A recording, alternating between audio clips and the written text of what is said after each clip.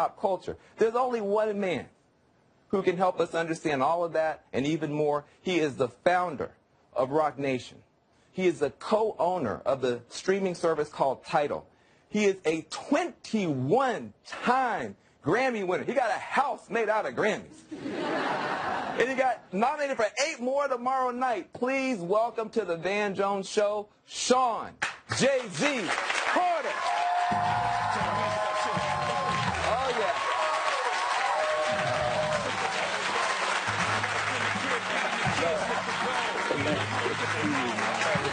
That's right. That's right. Oh, my goodness. This is nuts. Oh, this is crazy. This is nice, man. You know, This is nice. They hooked you up. You got a nice spot going on. Yeah. No, they did me up right. Yeah, CNN. When they heard you were coming. Yeah. I mean, you know, I never knew how many people loved me and cared about my career until you said you was coming. All of a sudden, I got cousins like, hey, you know, I just want to be there to support you, and I got a mixtape, you know, I want to. So anyway, so it means a lot to have you here. You know, Thank you. This album, the 444 album, you've got all these awards and nominations. One of the things that blew my mind, though, is when you had the video on Family Feud, and you showed Blue Ivy having grown up to either save the world or take over the world, and she's rewriting the Constitution, all that type of stuff. And it's just beautiful, just so powerful to show women of color with that kind of standing. Mm-hmm. But Blue Ivy must be dope, man, for you to be like sitting that kind of a love letter to her. What is it about Blue Ivy that you love so much you want to do a song like this about her? Man, she's just special, man. She's someone who's definitely been here before everyone says that. But I believe that because she has she's so in tune to her feelings and others, you know, how other people feel. We were seeing a fire from my house. This is before the fires just recently in Los Angeles, and it was far off, and she just seen smoke, and she just started crying, and I don't want anyone to be hurt. Wow. Like that's the type of empathy and the human being that she is at such a young age, and that concept was dreamt up by myself and Ava DuVernay. Yeah. Yeah. And I wish we could have taped the phone conversations because they were beautiful. You know, just dreaming up this world where there will be no more firsts for black people. Like all the firsts had been accomplished. So let's move that out of the conversation. That conversation is done. Check. So where do we go from here? You know, which is a beautiful thing that that we dreamt up, and I'm glad that people respond to the way. I mean, it's beautiful. It's beautiful. And, you know, it's just, you don't even realize what you're missing in the culture until somebody shows it to you. You know, we have a lot of, you know, black people have a lot of history, but very little future. We got a whole month for Black History, but we haven't even got like a Black Future weekend. Like we never talk about the future, you know. So, you know, to be able to see that and also to see it so women-centered. In this Me Too moment, in this Time's Up moment, does that give you hope for your daughters? I mean, how do you make sense of this new rise of women's voices? Yeah, I think it's, again, I believe everything happens for a reason. You know, everything is a learning experience. You know, the good, bad, and the ugly. And, you know, this had to happen to purge itself. You know, for you know, men who've been in position for so long. And then, of course, if you're in that position of power to abuse your power, you get drunk off success. It's like human nature if you go unchecked. It takes a really special person to have that sort of power and not wield it. Not abuse it. Yeah, in the wrong way. So, you know, it has to happen. This movement and everything that's going on, and this what we're finding out, it's like everything else. It's like racism, like everything. It existed the whole time, and it's almost like we normalized it. Yeah. The normalization of the things we have to do to survive. Like for women to like go to work knowing that this sort of abuse was happening every day, because you can look and, you know, logically you say, why would you stay there? Right. Yeah, what's the alternative? Yeah. What's the alternative? You have to survive in America, and in order to survive, you have to normalize it. So this has been going on. So for it to get uncovered and the world to correct itself, This is what has to happen. Well, you know, you now have 2 daughters to worry about. You have twins. I'm here to warn you about something. I'm not worried about my children. Oh, I don't. You have to. Yeah. I know it's a word, but I don't even want to put that out there in the world. You know what I'm saying? Yeah. I'm hopeful for my daughters. The amount of information that we'll give them and the amount of love between those 2 things, you know, they'll be fine. They'll be all right. Yeah. That's good. That's beautiful. Man, I love how you keep it positive. I will say, you have a set of twins. Yeah. I want you to know something. I'm a twin. I have a twin sister. Her name is Angela. Hello, Angela. And just be prepared, because twins are no joke. We can like telepathically scheme on the parents. Yeah. We be like, you know, I'm gonna cry from 1 to 3 a.m. and then you pick it up from 3 to, are they driving you nuts? We drove our parents nuts. How is it having twins as a super dad? It's actually we're in a beautiful time now, because they're 7 months and they can't move. They can just cool. They're just cool, and you don't have to like wait. You know, they're not running anywhere yet. So we're gonna enjoy these couple months until they start running, and then it's over. Yeah. Now, speaking of running, Blue Ivy got to run around in the Obama White House a little bit. Do you think that these twins will be running around in the Trump White House now? No, that's not a shot. But why not? I was thinking about this, honestly. Like, well, we won't be invited, first of all. But I mean, when Trump could, he could say, listen, I'm the first hip-hop president. I get in beefs with people. I like bling. I got a plane. I mean, he could make a play. What if he made a play? Yeah, well, he doesn't have the struggle, right? That's the key. That's the key. Yeah. That's the key. You know, I want to talk to you a little bit about this because, you know, as a parent, you know, trying to raise black kids with all the positivity we give them, you know, we have a president that comes and says every African country is a shithole country. I mean, how does that land with you as a dad? Yeah, it's disappointing and it's hurtful. It really is hurtful, more so. Like, everyone feels anger. But after the anger, it's really hurtful because, like, you're like looking down on a whole population of people. And you're so misinformed because these places have beautiful people and have beautiful everything. Yeah. And it's just, like, this is the leader of the free world speaking like this. But on the other side, this has been going on. Yeah. This is how people talk. This is how they talk behind closed doors. There was a moment where Donald Sterling had been exposed as this racist on a private phone conversation that he was having. And they took his team from him. And it's like, okay, that's one way to do it. Well, another way would have been let him have his team and then let's talk about it together and let's maybe some penalties. But because once you do that, all the other closet racists just run back in the hole. You haven't fixed anything. What you've done was spray perfume on a trash can. And what you do when you do that is, you know, the bugs come and you spray something and then they come and then you create a super bug. Right? Because you don't take care of the problem. You don't take the trash out. You just keep spraying whatever over it to make it acceptable. And then, you know, as those things grow, then you create a super bug. And then now we have Donald Trump, the super bug. That's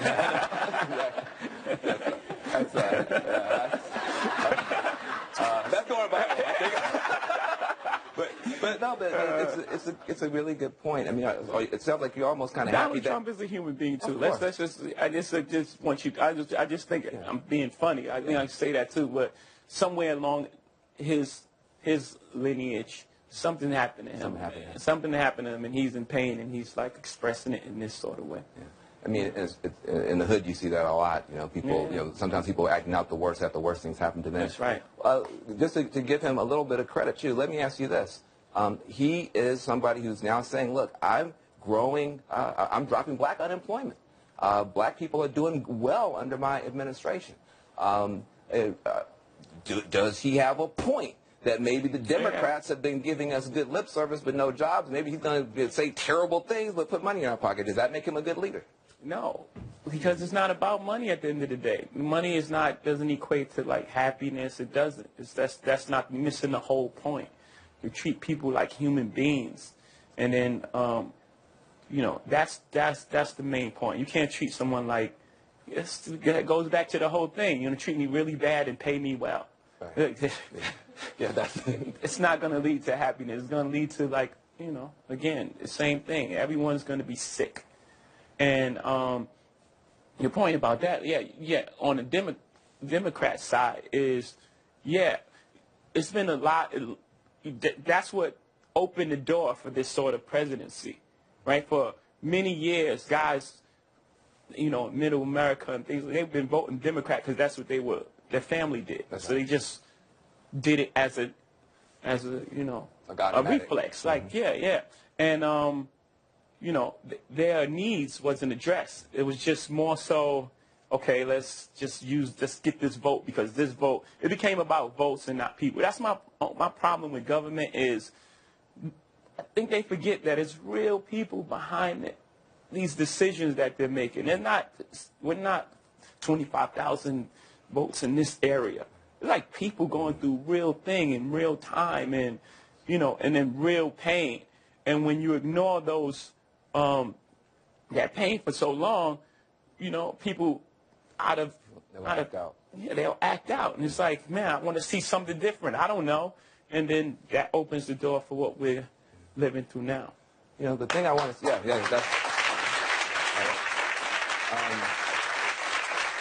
the thing that is so beautiful about you and so beautiful about what you're doing is that for so long hip-hop was this sort of, you know, pose of boasting and accusing. I'm great, you suck. Mm-hmm. And also, that's what politics has now become. Yeah. My party's great, you suck. Yeah. And all accusation, no confession. With your album, you have come out with a confessional hip-hop. If people in D.C. were as honest as you, we would have no problems at all. So I just want to appreciate you for what you're doing. Let's talk about it more. We have so much more to talk about with you, Jay-Z. Coming up, and we have both been fighting on the same side of a really, really tough issue that we believe in. But first, I told you I wanted you to hear from the voices of real people on this show, and I meant it. So I went out on my social media channels and I asked you to send me videos of how Trump is doing. Take a look at what the American people have to say. I want to let everyone know that I'm an avid supporter of Donald Trump. I'm afraid that we're losing our soul as a nation. Donald Trump is doing a really good job. I finally understand how fragile our democracy is.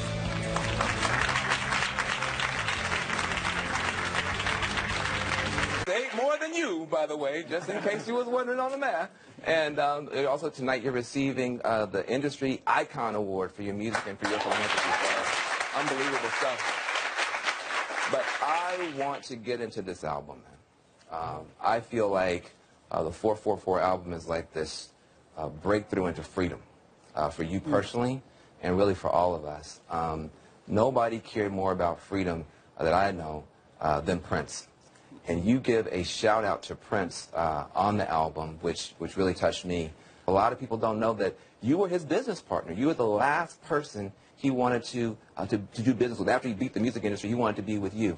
Tell us about the significance of that relationship between Prince Rogers Nelson and Sean Jay-Z Carter for you. Really deep for me. It really, really was, because, you know, just to watch this guy and how brave he was. This man put slave on his face at a time where we all were like, man, Prince is weird. And then to come to find out, oh, he was fighting for his masters the whole time. He was fighting for his freedom the whole time. And for him to come, he came to me. I didn't even have the nerve to call him and say, like, he came to me and said, I know what you're doing. I'm going to give you all of my work. Like a person who fought for their work their whole entire life, to come to your office and say, I know what you're doing here. It was a really deep thing for me. You just explained how you feel about him. I want to tell you how he felt about you, because, you know, I work with him very closely, too. And he saw you as being the one who had finally beaten the system that had beat down black entertainers for, you know, a century. Mm-hmm. And, you know, for him, you know, he loved Egypt, and you talk about Egypt and when Africans were builders and owners and stuff, and he saw you in that line of a black builder and owner, and he wanted to make sure that, you know, you knew that he had your back. And, you know, for me to see a brother, he didn't just, he had love for everybody. He didn't have respect for everybody. He had respect for you, brother. And I just want you to know it meant the world to him. Thank you. So let me just move on. This album is a gateway drug to freedom. I mean, it is unbelievable what you've been able to do. It's about financial freedom. Everybody talks about that OJ song like it's about OJ. That song is an ode to financial freedom. I've never seen a rapper rapping about investing in art, you know what I mean, collector art, and buying property and real estate. How important for the African American freedom agenda is intergenerational wealth, being able to give your kids not just good advice, but goods. That's right. How important? You know, when you have your own independence and you're bringing something to the table, you can ask for something. You can say it's not right and big. You can ask for something until we come to the table as a collective with our own power base and our entertainment. That's our natural resource. Until we come to the table with our own, as well as other things. So with our own power base, nothing will change. It will not change. You can talk, we can riot, we can rally. Nothing will change until we are providing a service, and we're not the entertainment. We're not. It's just not like I'll pay you, and then when you leave, I'll pay the next guy. But to be able to own it. We have to own. Yeah. We have to own what we produce. Prince said, if you don't own the masters, then the master owns you. There you so go. that's about freedom. Yeah. More freedom in your album. Freedom for the LGBTQ community. Your song about your mother coming out the closet, smile. I mean, it's beautiful. Yeah, and then the video is so beautiful. You know, showing African American women in such a beautiful, respectful, and subtle way. What did it mean to you to be able to write a song like that about your mother? It was beautiful because it was just really. I was at the end of three-quarters of the way done with the album, and my mom had came to me and she was like, she just sits in my. I know when she has something on her thing, she gets like a movement, like she sits and she's like, and I'm like, what's happening? She's like, I think I'm in love, and we had never spoke like that. Like we always knew that she was gay our whole life, and we just never addressed it. And the fact that she trusts me, she felt so safe with me that she can say that, one, and two, the fact that I just felt the weight of the world lift for sure. I cried. I don't even believe in like crying for happy moments. I'm a Marcy Project. You cry for happy. Who does that? I didn't think that was like a real thing. You know what I'm saying? And I'm not like literally cried. I just was so happy for her that she didn't have to hide anymore. And so I wrote this song, and I couldn't wait. So I played it for her, and she said, absolutely not. And I was like, wait, no, but this is beautiful. Like, this is freedom. Like, people tell your story. You get to tell your own story. And then she had to sit with it. Because you got to imagine, she's been holding this in her whole life. So it took her a second. And then when she overcame that fear, she wrote that poem at the end. And then she flew to where I was at. She so many. I talk too much, huh? No, I'm talking too much. Everybody saying, shut up and let Jay do Jay. We'll see you next weekend. But no, I just am thinking about so many black people have still that stigma. Yeah. And they'll say, well, I love the person, but I can't love that lifestyle. How does that sound to you, thinking about your mother? I don't even understand that. It's another form of, oppression. Like, it's no different than people looking at black people for how they carry on with their life. It's what anyone does in their own bedroom, in their own, the freedom of America. We live in America. It's the whole point. Free. That's the whole ethos of the country. The whole thing was built on that, right? Correct. And it's a negative way of looking at life. The other freedom I see in the album is just a freedom for couples who have gone through something. Yeah. It's amazing. It's almost a cliche, the celebrity couple, they get together, they break up, I'm like, well, who else are they going to go out with?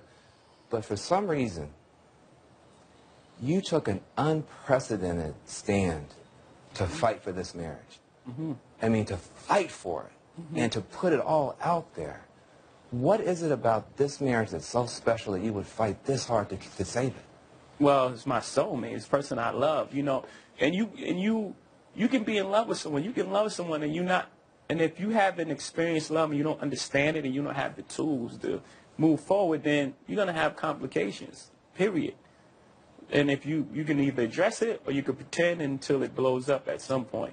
And, you know, for us, we chose to fight for our love, for our family, to give our kids a different outcome. You see, you know, to break that cycle.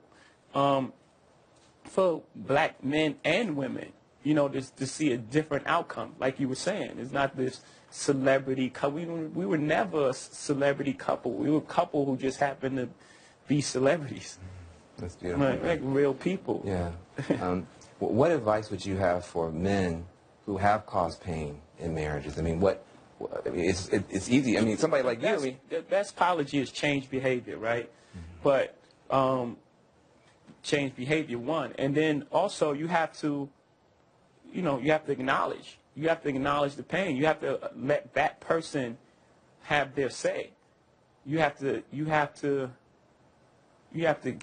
get on the floor, get on the mattress, and you have to really work through it and really be honest. And no matter how many times, it takes a while. It's hard. It's very difficult. It's very difficult to hear, difficult to say. It's difficult to, you know, to listen to that sort of pain. And you just have to be strong enough. You have to be strong enough to go through that, because on the other side is beautiful. You know, in our case, that's a level of strength really on both sides. I mean, if the shoe had been on the other foot, you know, if the transgressions had been on her side, do you think you would be able to be as forgiving of her as she was of you? I hope. Again, because I love her the same way. No matter what side, I love her the same way. I pray that I will, because her strength and her, you know,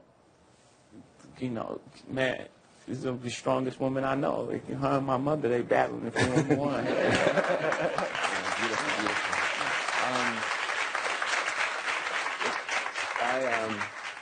You know, I just want to say to you, you are blazing a trail, you know, for a lot of us to follow. But, you know, financially, culturally, you know, the idea of confession could save so much pain and suffering in politics and every place else. I honor you. You know, one of the guys said, you know, just make sure to ask him before he leaves, you know, is he in the Illuminati? And I said, no, I'm not going to answer that. But are you? I'm in the new Illuminati. Let's give it up for Sean J.C. Carter. First guest on the Man Jones Show. Oh, God is good. God is good. So look, we're going to turn from one of our brightest stars to one of our darkest moments when we get back. August 2007 in Charlottesville, Virginia. I traveled there to see how the residents feel about these Confederate monuments and the Nazi-inspired murder that shocked the world. I'm going to take you there when we come back. Thank you, and thank you, Jay-Z.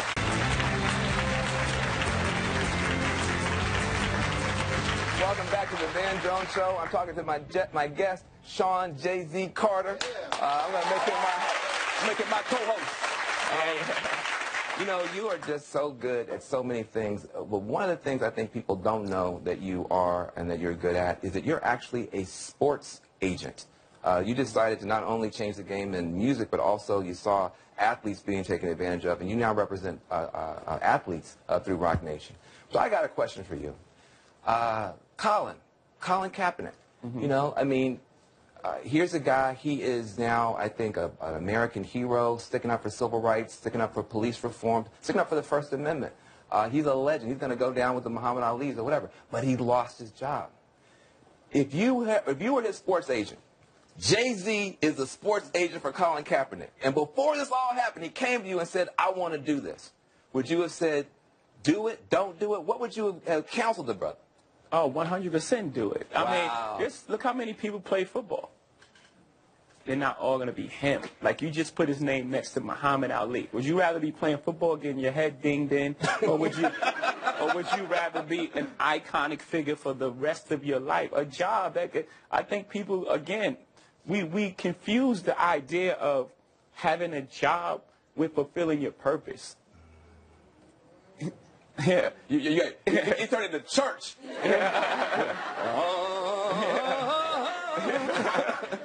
Everybody's like, Yeah, that's deep. Somebody else who we both care a lot about is Meek Mill. You know, he's a part of the Rock Nation family. A terrible judge sent him back to prison for maybe 2, maybe 3 years for a minor probation violation. But that would have been the time a lot of business people cut ties. Rather than cutting ties, you doubled down, tripled down. You're fighting for him right now. Why are you taking such a strong stand for Meek Mill?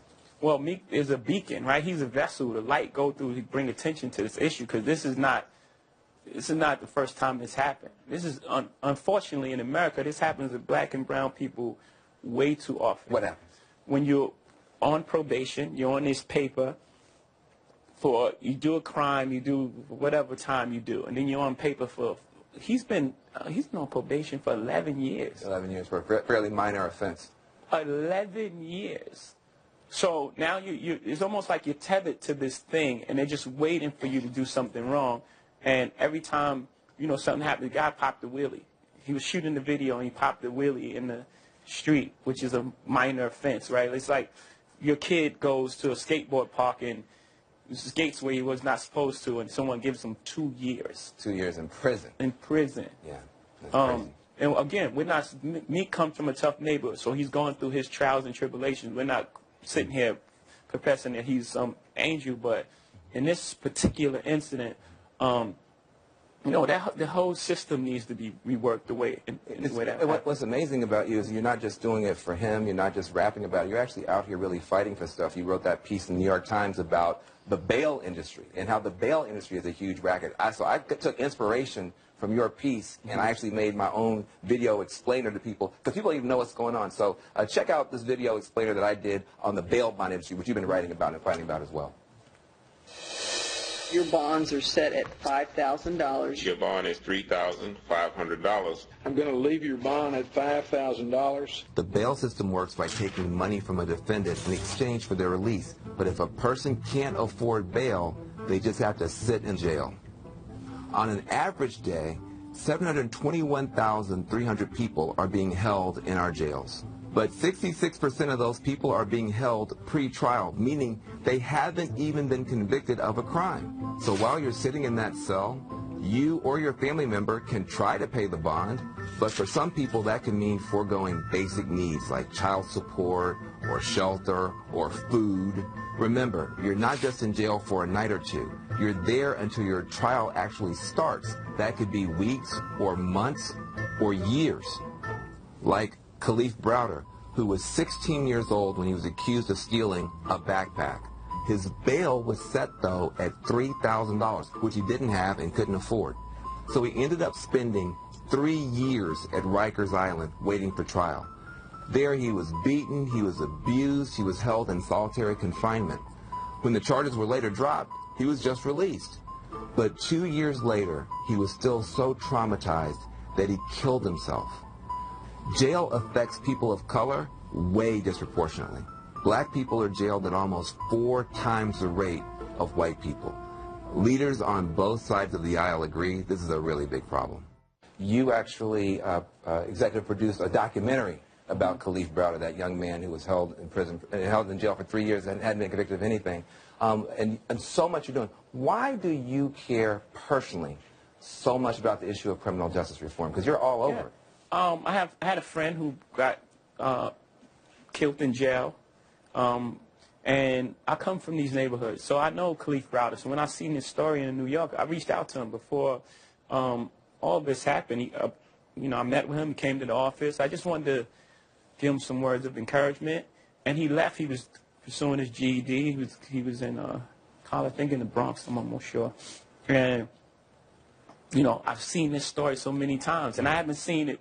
In the case of Khalif, I thought it had a happy ending. He came home, he went through the worst, he got through it all, he came home, he was pursuing, he was in college, he had okay. And then 2 weeks later, it was like he had committed suicide. You know, mental health, trauma, PTSD is so rampant in our community. But, you know, as scared as black folks are of the cops, we even more scared of therapists. Like, we're not trying to go to therapy. Yeah, it's a stigma. It's a stigma. It's a stigma, and people are dying. You went to therapy, you talk about it. How did you get over the stigma of going to therapy and then talking about it? Because you might help you might save a life just talking about that.